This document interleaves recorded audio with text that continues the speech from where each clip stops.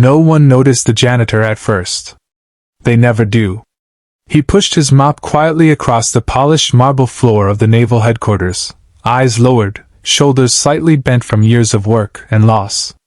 The admirals, officers, and visiting dignitaries passed him without a glance, discussing operations, promotions, and medals.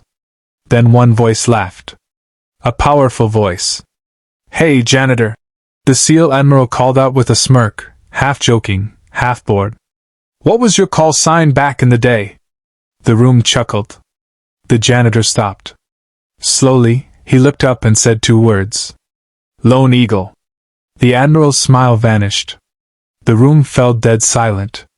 And in that moment, a forgotten legend walked back into history. Every morning before sunrise, Daniel Carter arrived at the naval complex with a thermos of cheap coffee and a picture folded carefully in his pocket. It was a photo of his daughter, Emily, smiling with missing front teeth, taken before life shattered into before and after.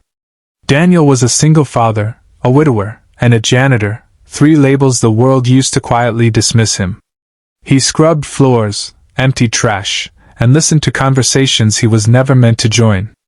No one asked about the old scars on his hands, the disciplined way he moved, or why his eyes always scanned rooms out of habit.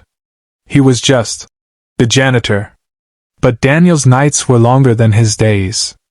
After work, he rushed home to help Emily with homework, cook simple meals, and tell bedtime stories where heroes always came back alive. Money was tight, grief tighter, and exhaustion a constant companion. Yet he never complained. Because surviving had become second nature. That morning, the headquarters buzzed with energy. A decorated SEAL Admiral was visiting, Admiral Richard Hale, a living symbol of authority and power. Officers straightened their uniforms, egos inflated the air, and laughter echoed loudly in the halls. Daniel worked quietly nearby, invisible as always. Until Hale noticed him. The Admiral's eyes drifted toward Daniel, perhaps bored, perhaps curious. The sight of a janitor near such importance amused him. With a grin meant to entertain the room, Hale called out, loud enough for everyone to hear. "Hey, old man! You ever serve, or you just fighting dust bunnies these days?" Laughter rippled. Daniel paused, knuckles tightening around the mop handle. Trying to be clever, the Admiral added, "Come on then. What was your call sign? Everyone's got one." The question was meant as a joke. A harmless humiliation. Something to laugh about later. Daniel lifted his head. His eyes weren't angry. They were steady. Calm. Heavy with memory.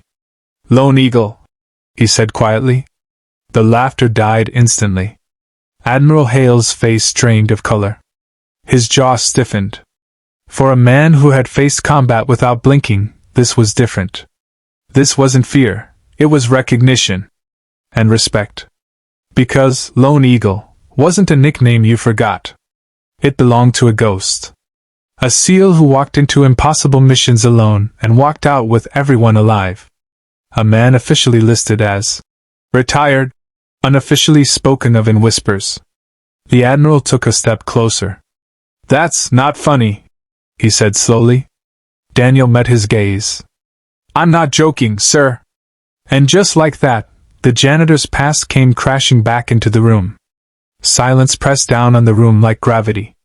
Officers who had laughed moments earlier stood frozen, unsure whether to breathe. Admiral Hale studied Daniel's face, the posture, the eyes, the controlled stillness.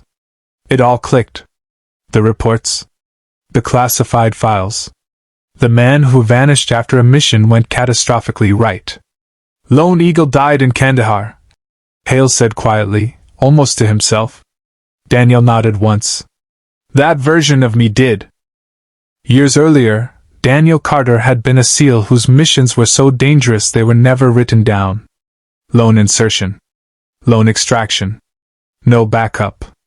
No glory. He had saved hostages, dismantled terror cells, and carried wounded teammates miles through enemy territory. But the mission that ended him wasn't the hardest, it was the costliest. His wife died while he was deployed. A drunk driver. One phone call. One sentence that broke him. When he returned, medals waited. Promotions waited. But his daughter waited too, scared, alone, and already losing her father to silence. So he walked away. No speeches. No farewell ceremony.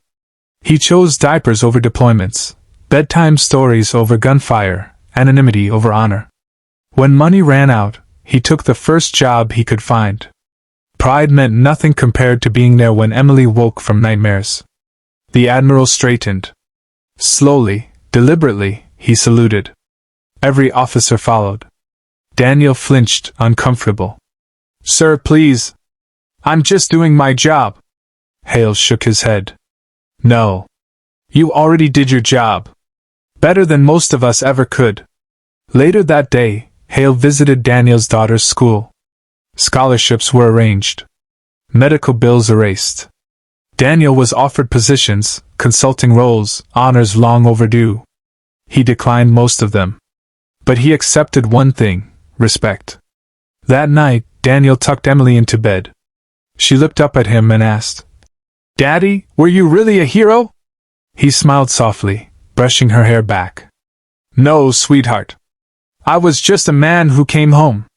And somewhere in the halls of power, people finally learned a truth they should never forget. Sometimes the greatest warriors aren't standing on stages or wearing medals. Sometimes they're quietly mopping floors, carrying the weight of the world, and choosing love anyway. Never mock the quiet ones. Never underestimate the invisible. You don't know the battles someone has already survived, or the sacrifices they make every single day. True strength isn't loud. True heroes don't always wear uniforms. Sometimes, they just show up for their children. He was Lone Eagle. And he chose to land.